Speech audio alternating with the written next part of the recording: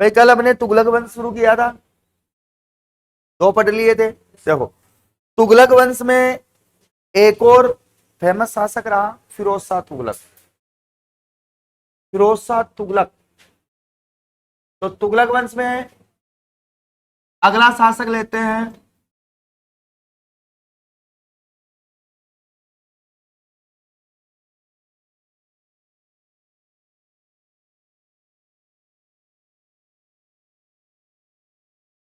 फिरोज शाह तुगलक। कौन सा शासक? फिरोज शाह तुगलक। इसके बारे में पहले भी मैंने बताया था, पढ़ाया था शायद जब राजस्थान का पढ़ रहे थे हम। इसको याद है? आप तो नहीं हो। अरे मल्ल युद्ध लड़ा था गोगा जी के साथ में, नौर हनुमानगढ़ में गोगा मेडी बनी हुई है, जिसका निर्माण भी बाद में फिरोज शाह तुगलक ने करवाया। मल्लीनाथ जी के साथ में मल्ल युद्ध लड़ा था बाड़मेर में, याद है? लोक देवता नहीं याद? देखो, 1351 से 51 में शासक बना, तो शासन काल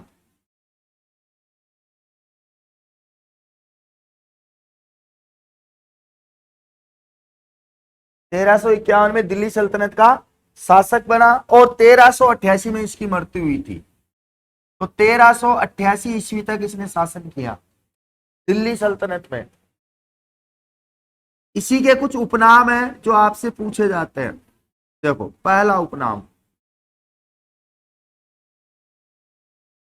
इसको कहते हैं दिल्ली सल्तनत का जय सिंह। क्या बोला गया? जय सिंह तो हालांकि खैर बाद में आया था, बहुत बाद में, लेकिन इसको नाम दिया गया है इतिहास के द्वारा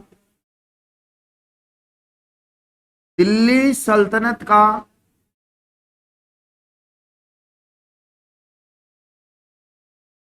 जय सिंह,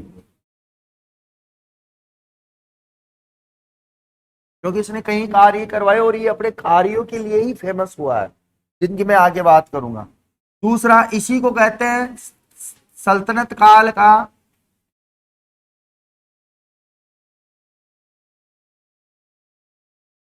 सिकंदर लोदी,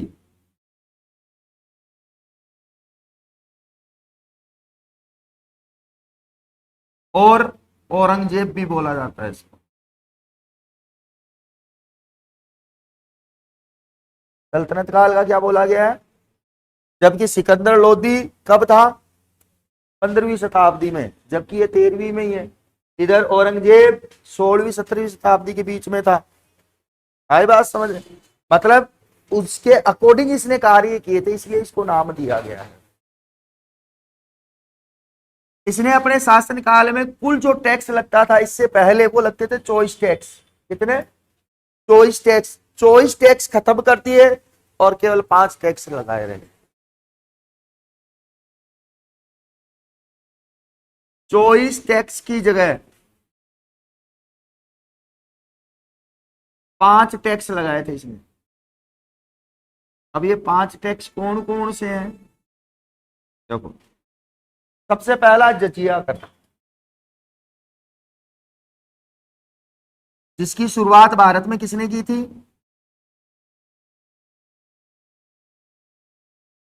बताया था स्टार्टिंग में, अरब आक्रमण के समय मोहम्मद बिन तुगलक, वो सॉरी, मोहम्मद बिन कासिम, मोहम्मद बिन कासिम ने लगाया था। लेकिन उसने जो लगाया था वो ब्राह्मणों पे नहीं लगाया था, इसने ब्राह्मणों पे भी लगाया था। जजिया टैक्स लगता तो था, लेकिन ब्राह्मणों पे नहीं था पहले। इसके आने के बाद में ब्राह्मणों को भी जजिया टैक्स देना पड़ा, जो बाद में जाकर अकबर ने बंद करवा दिया था। तो जजिया कर किन पे लगाया? ब्राह्मणों पर।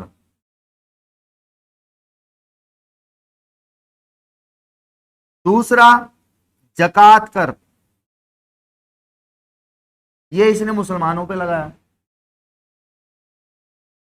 जकात का मतलब होता है अपनी आमदनी का 2.5% वो राजा को जमा कराएगा दान के रूप में, तो मुसलमानों पर।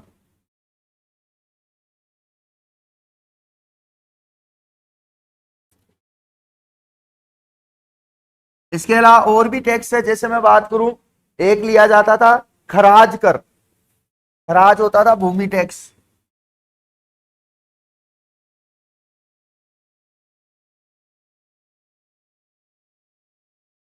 भूमि पर टैक्स कैसे होता था कि भाई जितनी भूमि है किसी भी व्यक्ति के पास में और उसका उत्पादन जितना होगा, उस उत्पादन में से वो क्या लेगा, परसेंटेज लेगा। उसको इसने क्या नाम दिया, खराज कर, जिसे हिंदी में क्या बोलते हैं, भूमि पे लिया जाने वाला एक तरीके का टैक्स। इसके अलावा खुम्स कर, जो अलाउद्दीन खिलजी भी लेता था।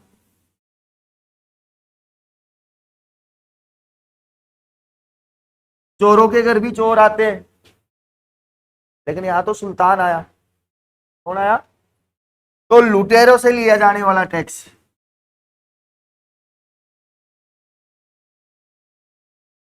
या लूट पर टैक्स, कि भाई चोर चोरी करेगा, आज पुलिस वाले हैं, समझ ना मेरी बात, पुलिस वाले हैं, किसी एरिया में अगर चोरी होती है तो पुलिस वालों को भी कुछ ना कुछ तो जाता ही है, उन्हें सब पता है कि चोर कौन कर रहा है। ठीक उसी प्रकार से फिरोज शाह तुगलक को भी पता था कि चोरी कौन कर रहा है। अगर टैक्स देंगे तो भैया पकड़ेंगे नहीं, और अगर टैक्स नहीं दोगे तो पकड़ेंगे और सजा अलग से देंगे।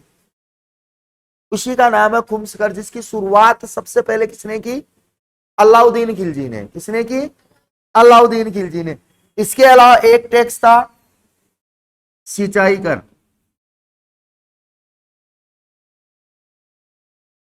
और सिंचाई कर फसलों पे पानी देने के हिसाब से, क्योंकि भारत के अंतर्गत, उस समय के भारत के अंतर्गत सबसे ज्यादा नहरें बनाने का जो कार्य किया था वो फिरोज शाह तुगलक ने किया था।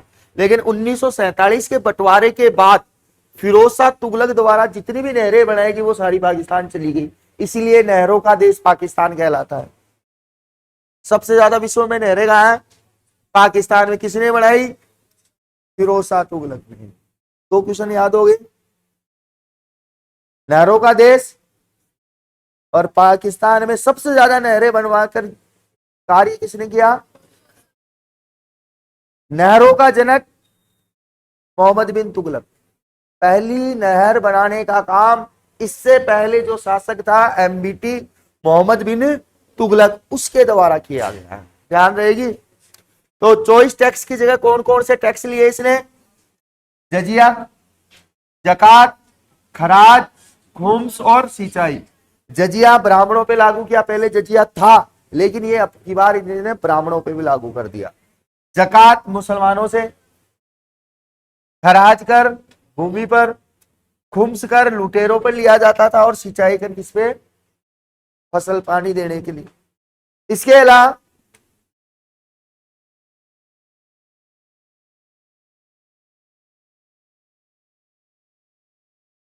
फिरोज शाह तुगलक की कुछ और बातें देखो। इसने एक शब्द दिया, जिमी, जिमी जिमी आजा आजा, है? जिमी नाम जो इसने दिया वो हिंदुओं के लिए यूज किया था, ध्यान रखना। जिम्मी शब्द का प्रयोग हिंदुओं के लिए।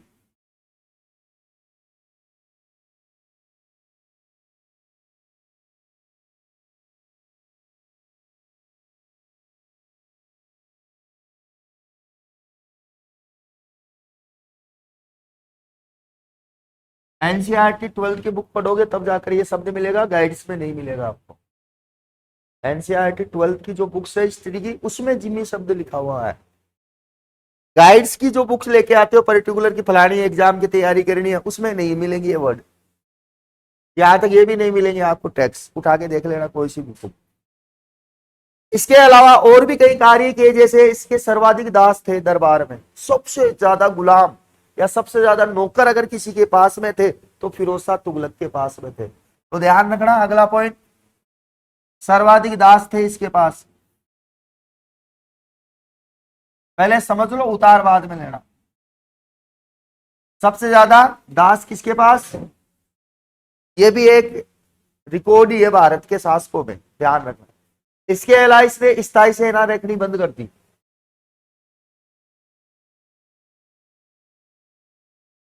स्थायी सेना रखनी बंद कर दी। जिसकी शुरुआत किसने की थी नगद वेतन के साथ? अलाउद्दीन खिलजी ने। इसने अपने शासन काल में स्थायी सेना बंद कर दी, क्योंकि इसने कोई युद्ध, मोटे युद्ध लड़े ही नहीं, तो सेना का फालतू खर्चा क्यों उठाना। और इसके समय कोई बाहरी विदेशी आक्रमण हुआ भी नहीं, तो सेना को रख के क्या करेंगे, राजकोष खाली होगा। इसीलिए इसने नहरों में सारा पैसा लगा दिया। इसके अलावा आज जो हम देखते हैं ना कि रोजगार देने वाले दफ्तर, उसकी शुरुआत इंडिया में सबसे पहले फिरोज शाह तुगलक ने की। तो रोजगार दफ्तर खुलवाए थे इसके, रोजगार दफ्तर खुलवाए, जो लोगों को रोजगार देने का काम है करते थे। इसके अलावा भित्ति चित्रकारी बंद करवाई इसने, भित्ति चित्रकारी बंद करवाई।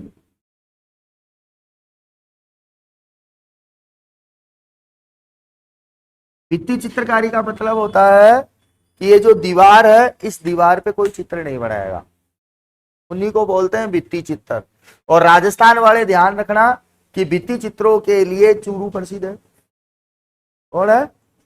चूरू।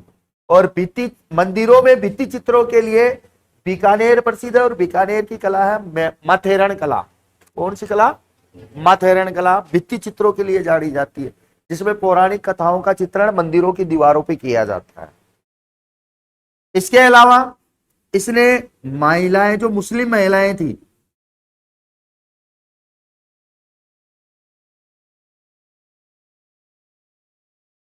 का दरगाह पर जाना बैन करवा दिया, जाने पर पाबंदी लगाई कि महिलाएं दरगाह पे नहीं जाएगी। इसके अलावा इसने नगर भी बसाए जो दिल्ली के आसपास के क्षेत्र में आते हैं। एक क्रिकेट स्टेडियम भी है, अगर ध्यान होता है इसका नाम पे, फिरोजा कोटला। शहर भी है, दिल्ली भी है, नगर भी है। नगर बसाए दिल्ली के आसपास के क्षेत्रों में।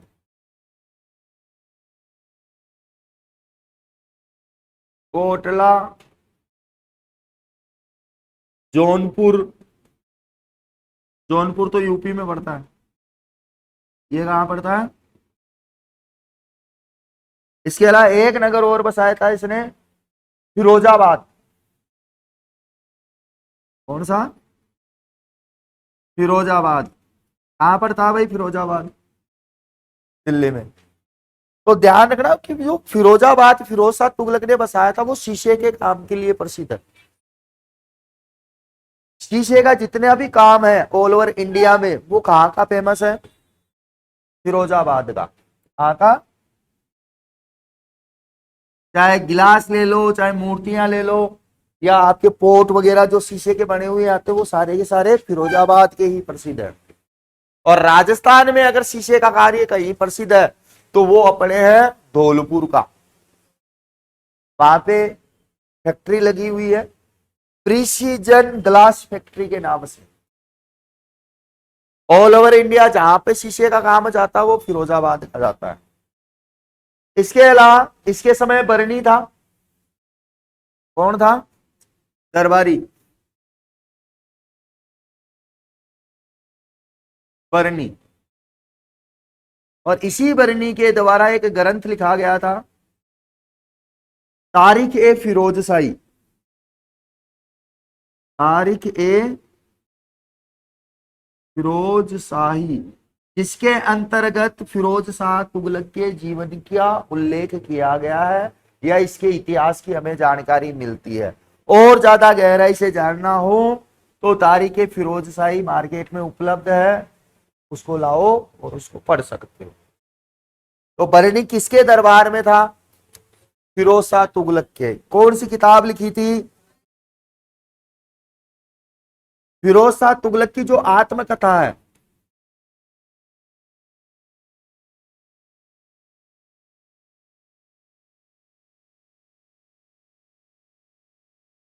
उस किताब का नाम है फतुहात ए फिरोजशाही, फतुहात ए फिरोजशाही, इसमें भी फिरोज शाह का उल्लेख मिलता है, जो इसके शासक बनने से लेकर इसके मरने तक का सभी का वर्णन किया गया है। कौन सी भाषा में लिखा गया है इसे? तो फारसी भाषा में। भाषा कैसी है इसकी? फारसी। ध्यान रहेगी बात। इसके अलावा इसने संस्कृत को बढ़ावा दिया, फिरोज शाह तुगलक ने। संस्कृत को बढ़ावा दिया, जबकि खुद क्या था, लेकिन संस्कृत अच्छी लगती थी, संस्कृत अच्छी लगती थी, इसलिए अपने दरबार में संस्कृत के कवियों को भी रखा करता था और संस्कृत के पाठ भी किया करता था। जिस प्रकार से अकबर ने सूर्य नमस्कार सीखा था, सूर्य नमस्कार तो हिंदू धर्म में आता है, लेकिन फिर भी अकबर डेली 8 बजे समथिंग उठता और सूर्य नमस्कार करता था आगरा के किले में। इसके अलावा 1368 में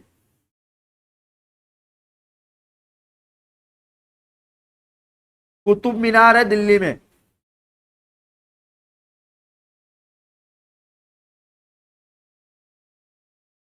इस कुतुब मीनार का इसने पुनः निर्माण करवाया।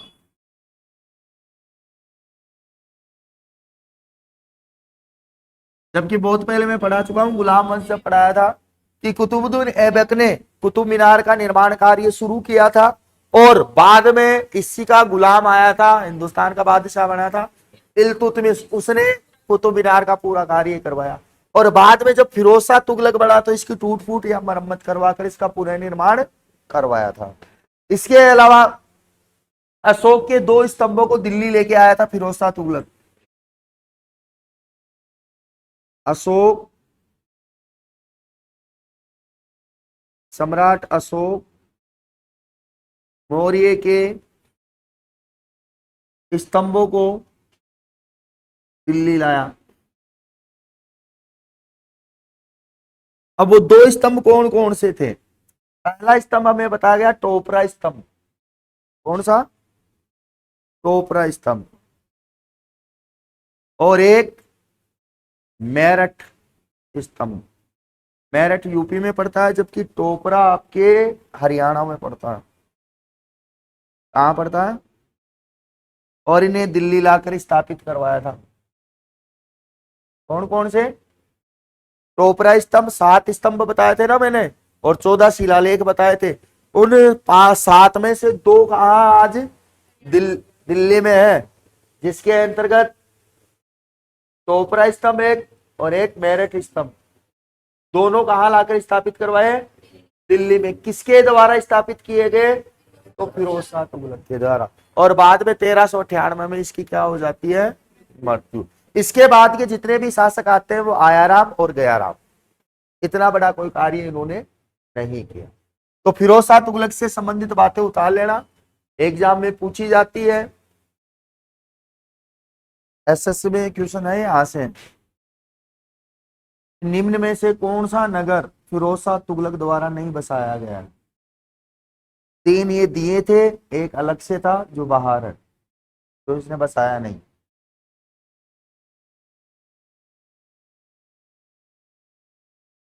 बढ़े आगे।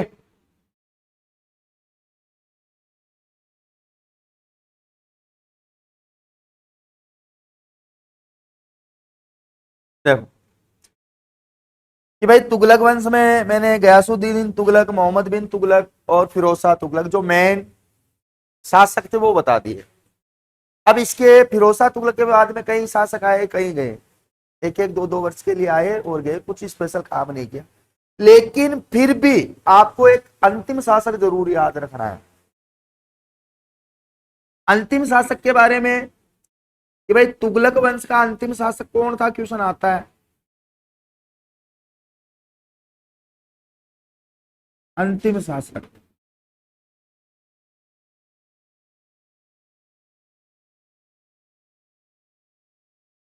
नसरुद्दीन तुगलक।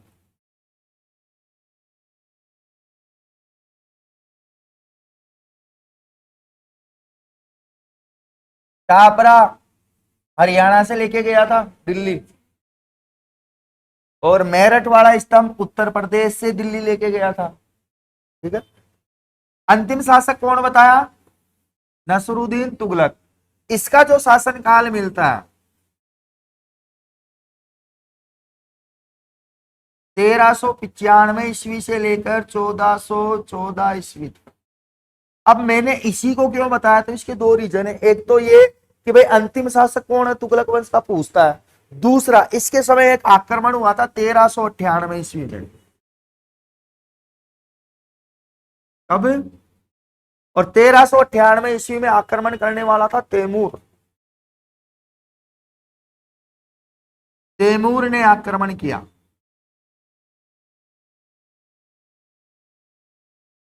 और इस आक्रमण के समय आपने पुरानी किताबों में पढ़ा भी होगा कि जब तैमूर किसी गांव में आक्रमण करने जाता है तो वहां पे एक बच्चे का 5 से 7 साल का बच्चा था, उसका जन्मदिन था। तो उसकी दादी या माँ कहती है उसे कि बेटा दूध लिया, खीर बनाएंगे, आज तेरा जन्मदिन है। वो दूध लेने चला जाता है और इधर तैमूर उसके गांव में आता है और मारपीट कर सारा गांव खत्म कर देता है, लूटपाट कर लेता है। अब जब तैमूर गांव से जाने वाला होता है, उसी समय वो बच्चा आ जाता है और अपने पास एक छोटे से चाकू से तैमूर के सामने खड़ा हो जाता है। पुरानी किताबों में आता था जब हम स्कूल में पढ़ा करते थे। छोटा सा चाकू लेकर खड़ा हो गया और तैमूर इस बच्चे की बहादुरी से इतना खुश हुआ था कि वो पूरा गांव वैसा का वैसा बसा गया था। ये इसी समय की घटना है जो पहले एसएसटी में आया करती थी। पढ़िए किसी ने गवर्नमेंट की किताबें हमारे वाले टाइम पे, लेकिन आपके तो पता नहीं क्या देते हैं अभी। देखो 1398 में आक्रमण हुआ और नसरुद्दीन तुगलक की मृत्यु 1414 ईस्वी में। अब जैसे ही 1414 ईस्वी में नसरुद्दीन तुगलक की मृत्यु हो गई तो एक नया वंश आता है अगला, सैयद वंश। कौन सा वंश आएगा? सैयद वंश चला 1414 ईस्वी से लेकर 1451 ईस्वी, ज्यादा दिन नहीं चला। इसकी स्थापना की थी हिजर खां। हिजर खां अलाउद्दीन खिलजी वाला नहीं भाई, वो तो बहुत पहले ही मर गया। अब ये जो खिजर खां था इसने इस वंश को स्थापित किया, तो इसी का एक उपनाम या उपाधि है, इसे कहते हैं रेत ए आला। क्या बोला जाता है? रेत ए आला के नाम से जाना जाता है इसे। और तैमूर के अधीन था ये। इसके अधीन था। जब तैमूर की मृत्यु हो जाती है तो तैमूर का बेटा था शाहरुख खान। कौन था? और उस शाहरुख खान को ये टैक्स भेजा करता था। कौन? खिज्र का, दिल्ली से। तो तैमूर के बेटे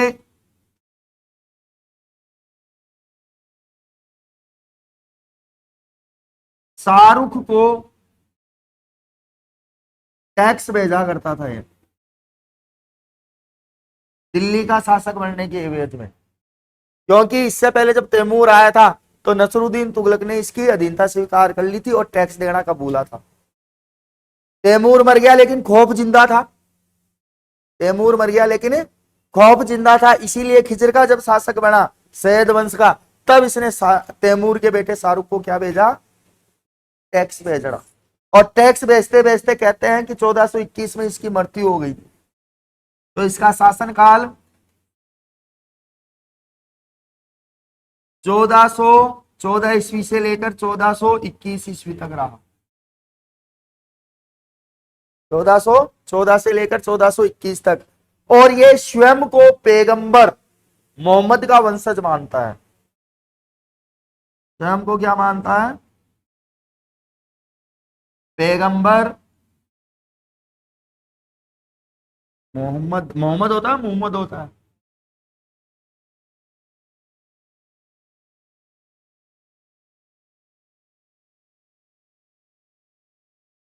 वंशज मानता है।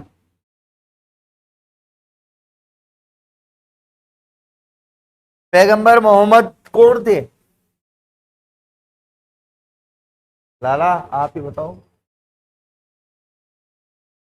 बताओ भाई, पैगंबर मोहम्मद कौन थे?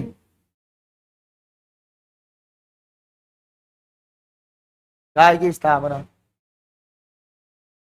क्यों की थी? क्यों की थी? इसके लिए फिर तुम्हें इसके पास, इनके पास जाना पड़ेगा।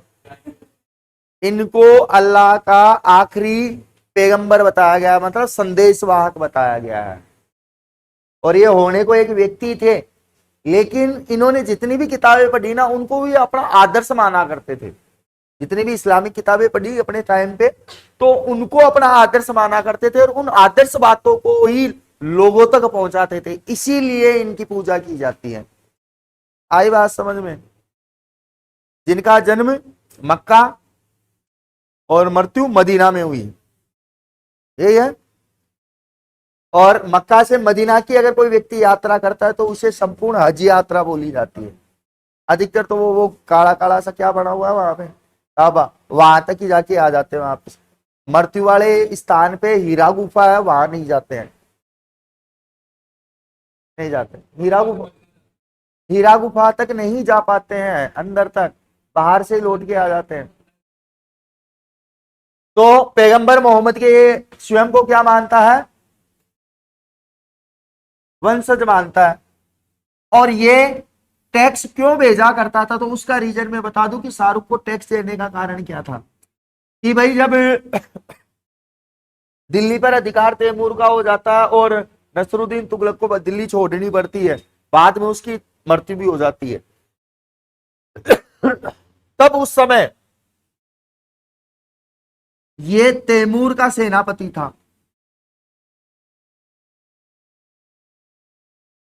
क्या था? तैमूर का सेनापति था और मुल्तान का गवर्नर था।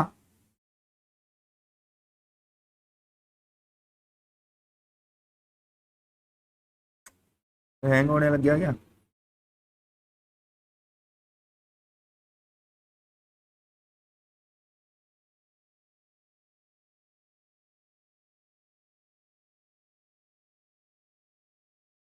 हो गया यार। मुल्तान का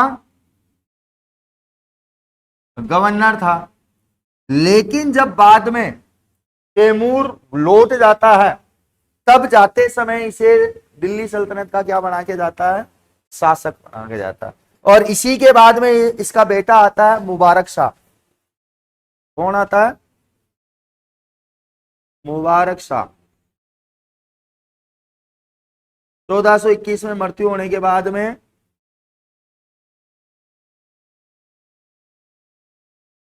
ये हैंग होने लग गया,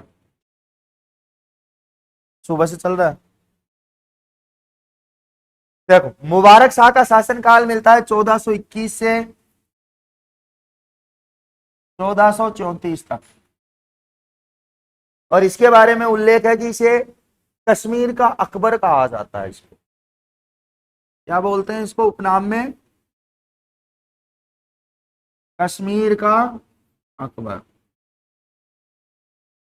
तो मेरे को बता सकते हो कश्मीर का पुराना नाम क्या है? पढ़ा रखा है मैंने तुम लोगों को।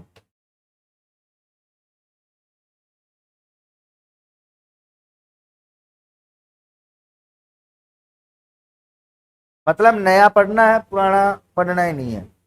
अरे कुंडलग्राम कश्मीर का पुराना प्राचीन नाम।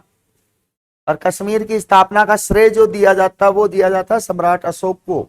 कश्मीर विद्रोह को दबाने के लिए सुशिम की जगह बिंदुसार ने अशोक को भेजा था, तब जाकर वहां कश्मीर की स्थापना की थी। नहीं पढ़ते पुराना भी पढ़ लिया करो, रिवाइज कर लिया करो। एग्जाम आ जाएगी अगले महीने में और कुछ नहीं कर पाओगे। नहीं फिर 5 से 6 घंटे जब तक आप दोगे नहीं ना किताबों को, किताबें आपको समझ में आनी ही नहीं है। चाहे कितने ही बढ़िया नोट्स दे दो, चाहे कितना ही बढ़िया टीचर आपको पढ़ा, 6 से 7 घंटे देने पड़ेंगे। देता है कोई? देने पड़ेंगे। अगर आज 7 से 8 घंटे दोगे ना तो अच्छा है, अगर आज 7 से 8 घंटे नहीं दिए तो फिर कल 7 से 8 घंटे फैक्ट्री में देने पड़े, 10,000 रुपए के लिए, 8,000 रुपए के लिए, और उसमें बिजली का बिल भी नहीं भरेगा तुम्हारा। भर दोगे? नहीं भर पाओगे। या तो स्किल डेवलप करो या एजुकेशन में कुछ ऐसा करो कि जिससे आगे के बढ़ने के चांस। आई बात समझ में? तो पुराना भी थोड़ा थोड़ा थोड़ा थोड़ा रिवाइज करो। मैं ये नहीं कहता कि एक साथ, लेकिन जब क्वेश्चन पूछा जाए ना तब आंसर आना चाहिए, तभी टीचर को पढ़ाने में मजा आएगा, अन्यथा नहीं आएगा, चाहे किसी भी सब्जेक्ट का हो टीचर। तो इसको क्या कहा गया? कश्मीर का अकबर। और कश्मीर का पुराना नाम क्या बताया? कुंडलग्राम, जिसकी स्थापना का श्रेय हम कहां पढ़े थे? सम्राट अशोक के समय, जब वो कश्मीर का विद्रोह दबाने गया था। इसके अलावा इसकी जानकारी जो हमें मिलती है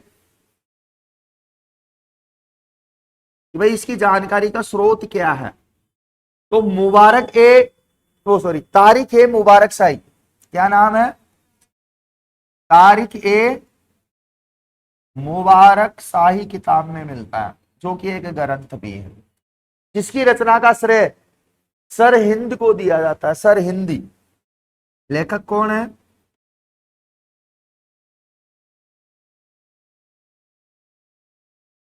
पूरा नाम यासीन ए सरहिंदी।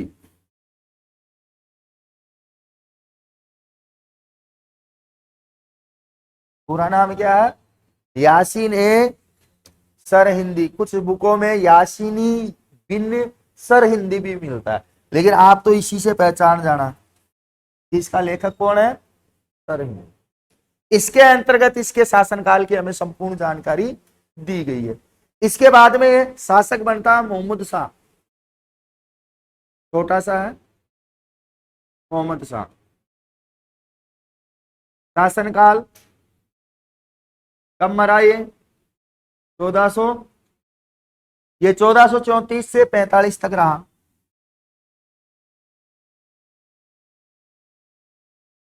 किसका उत्तराधिकारी था? मुबारक शाह का।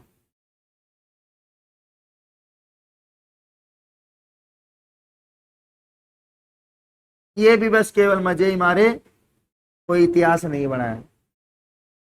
इतिहास तो गुलाम वंश वालों ने बनाया था। जाना ऊपर है।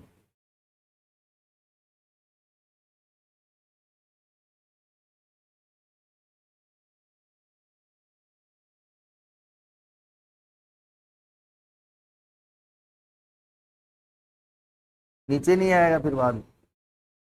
देखो, इसके बाद में एक अंतिम शासक बना आलम शाह। कौन बना?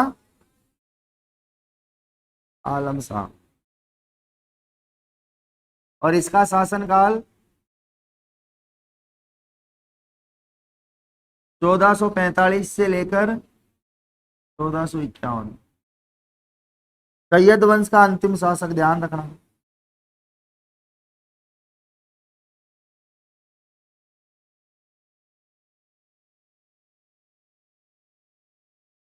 कौन?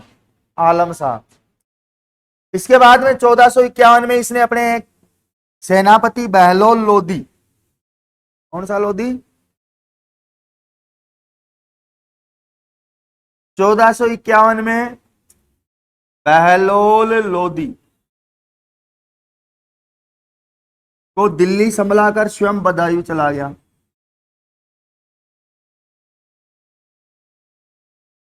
कहाँ चला गया? बदायूं। और बदायूं में ही 1457 ईस्वी में मृत्यु हो गई इसकी। तो अब देखो, यहां से कौन आया? तो गुल खिला के तूने सैया लूटा, मतलब अब आ जाएगा लोधी वंश। तो जाट सबसे कम शासनकाल अगर किसी वंश का रहा दिल्ली सल्तनत पर या मध्यकाल के समय, तो वो कौन सा था? सैयद वंश। कौन सा वंश? सैयद वंश। इसके ज्यादा उल्लेख नहीं है, थोड़ी बहुत बातें हैं वो याद रखना। इसके अलावा लोधी वंश का पहला जो शासक बनेगा वो बहलोल लोधी बनेगा, और लास्ट में जो आएगा वो इब्राहिम लोधी आएगा। कौन आएगा? क्योंकि इब्राहिम लोधी जब पानीपत के युद्ध में हार जाएगा तब बाबर आ जाएगा। और फिर चलेगा पर्टिकुलर मुगल वंश। अब देखो एक कमाल की बात है कि गुलाम वंश से लेकर लोधी वंश तक सारे इस्लामिक थे, लेकिन इनको मुस्लिम नहीं कहा जाता या मुसलमान शासक नहीं लिखा आता इनके सामने। जबकि बाबर से लेकर बाद तक बहादुर शाह जफर तक बढ़े, उन सभी के आगे मुस्लिम शासक लिखा हुआ मिलता है या मुगल लिखा हुआ मिलता है। तो ध्यान रखना कि मुगल जो शब्द दिया है वो इतिहासकारों ने दिया है, इन्होंने खुद ने नहीं लगाया। Empire of Mughal, Mughal empire जो पुस्तक है उसमें आप इस चीज का उल्लेख पाओगे, जो फ्रेस्को बर्नियर ने लिखी थी। किसने लिखी थी? फ्रेस्को बर्नियर ने। अब भाई नीचे तो हो गया, लिख लो महमूद और ऐड कर देना है आप। इससे पहले अलाउद्दीन महमूद तुगलक था, जिसे सल्तनत काल का हुमायूं